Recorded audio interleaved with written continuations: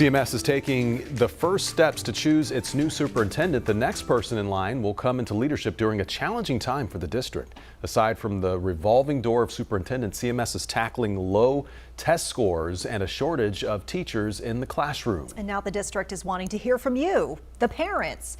What do you want to see in the next superintendent? WCNC Charlotte's Shamari Morrison shows us how you can have your voice heard. For the past decade, few superintendents have made it past the 3-year mark at CMS. This time around, the district is trying to change this. CMS was put in a precarious place after they fired former superintendent Ernest Winston. They didn't believe in his leadership any longer, and it put them on a hunt. We need high expectations for the superintendent, and we need clear expectations from the superintendent.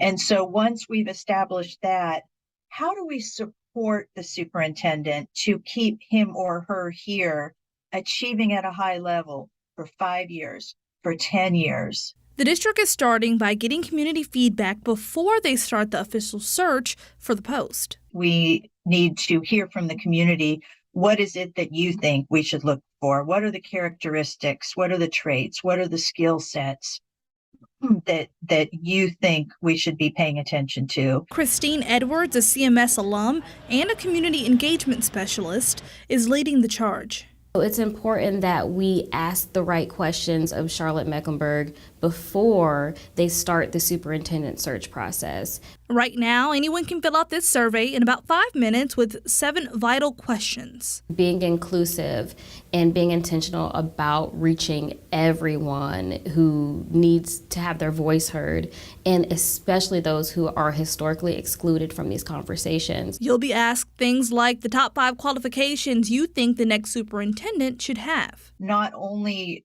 does the community need to know that we've listened to them, but they need to be able to see, oh, I see where my voice showed up for you.